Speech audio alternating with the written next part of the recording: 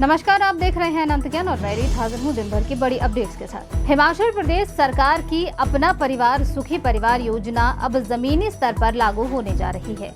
इसके तहत प्रदेश के करीब 1.78 लाख अति निर्धन परिवारों से ब्लॉक स्तर पर 3 दिवसीय संवाद अभियान के माध्यम से सीधे बातचीत की जाएगी।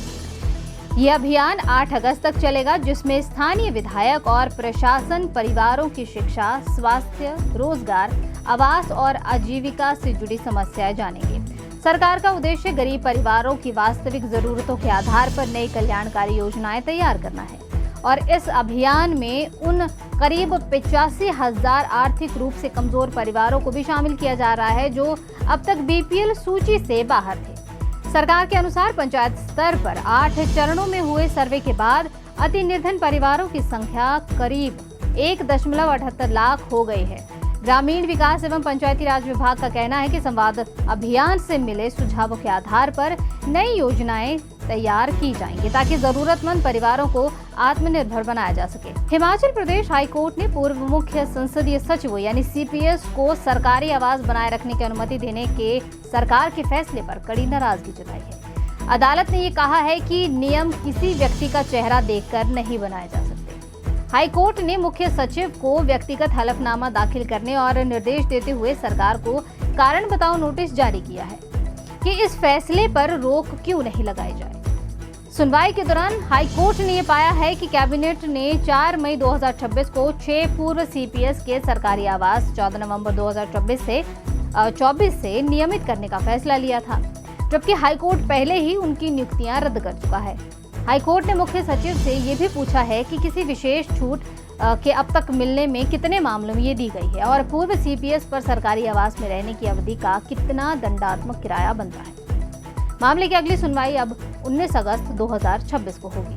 हिमाचल प्रदेश लोक सेवा आयोग यानी HPPSC ने पुलिस कांस्टेबल भर्ती 2026 के लिए EWS से जुड़े नियमों को लेकर अहम स्पष्टीकरण जारी किया है। आयोग ने ये स्पष्ट किया है कि सरकारी योजनाओं के तहत ट्रेनी या जॉब ट्रेनी के रूप में कार्यरत व्यक्तियों के परिवारों को आर्थिक रूप से कमजोर वर्ग यानी EWS का लाभ नहीं मिलेगा। ये स्पष्टीकरण 6 अगस्त 2026 को जारी एडेंडम के माध्यम से दिया गया है और ये पुरुष एवं महिला पुलिस कांस्टेबल भर्ती विज्ञापन पर भी लागू होगा। हालांकि भर्ती की अन्य सभी शर्तों में कोई बदलाव नहीं किया गया है। आयोग ने यह भी बताया है कि पुलिस कांस्टेबल भर्ती के लिए ऑनलाइन आवेदन की अंतिम तिथि 21 अगस्त 2026 है। अभ्यर्थियों को ये भी सलाह दी गई है कि आवेदन करने से पहले नए निर्देशों के अनुसार अपनी EWS पात्रता की जांच कर ले। गलत श्रेणी में आवेदन करने पर भविष्य में आवेदन निरस्त होने जैसी परेशानी का सामना करना पड़ सकता है। हिमाचल भाजपा के पूर्व प्रवक्ता एवं पूर्व विधायक राजेंद्र राणा के खिलाफ कांग्रेस नेताओं ने मोर्चा खोल दिया है। मुख्यमंत्री पर कथित टिप्पणी और आरोपों को लेकर कांग्रेस नेताओं ने भोरंज, बड़सर और सुजानपुर पुलिस थानों में शिकायत देकर FIR दर्ज करने की मांग उठाई। SP हमीरपुर बलबीर सिंह ठाकुर ने बताया है कि तीनों थानों में शिकायतें मिली हैं। पुलिस तथ्यों की जांच कर नियमानुसार कार्रवाई भी करेगी।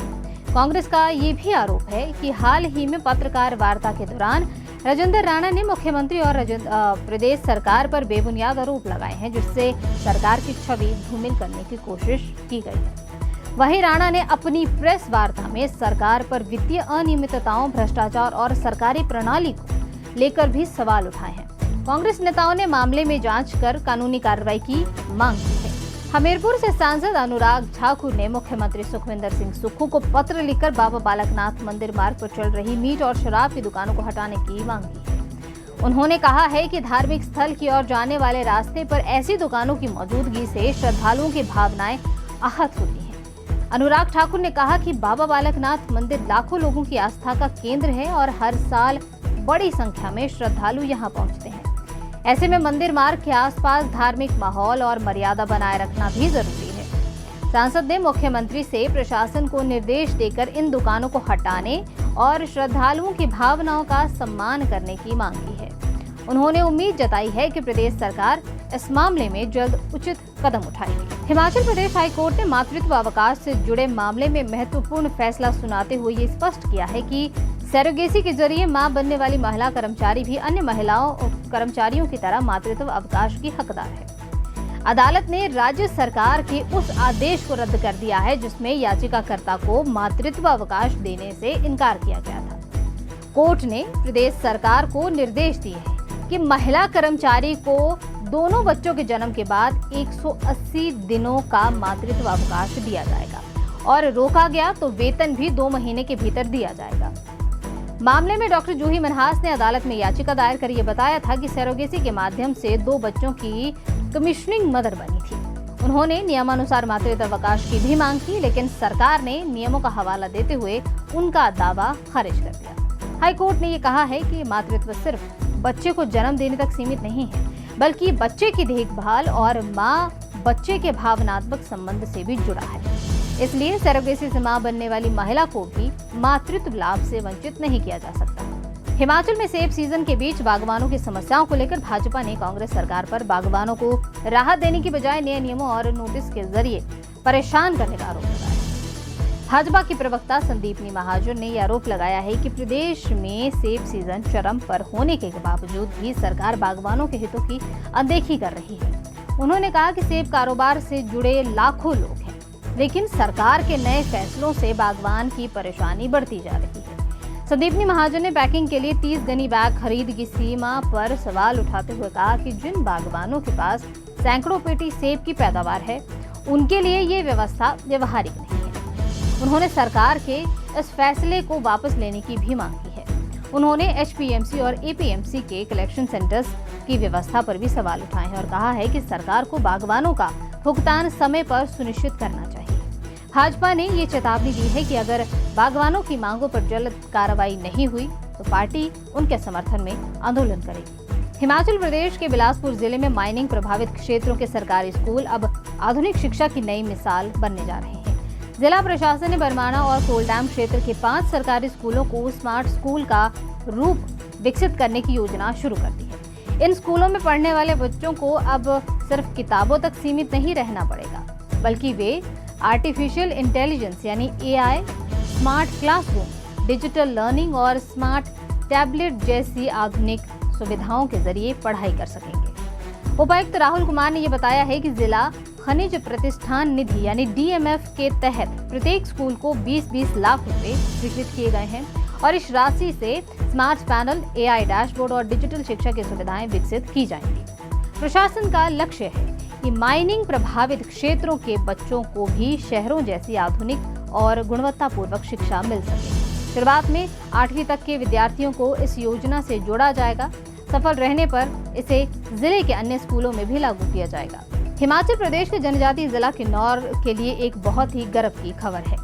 पोह तहसील के कानम गांव निवासी भारतीय विदेश सेवाएं आईएफएस के वरिष्ठ अधिकारी विश्वेश्वर नेगी को ईरान में भारत का नया राजदूत नियुक्त किया गया है। 2002 बैच के आईएफएस अधिकारी नेगी वर्तमान में विदेश मंत्रालय में संयुक्त सचिव के पद पर कार्यरत थे। इससे पहले वे तेहरान, रोम और लंदन स्थित भारतीय मिशनों में महत्वपूर्ण जिम्मेदारियां भी निभा चुके हैं। नेगी को ईरान का अच्छा अनुभव है।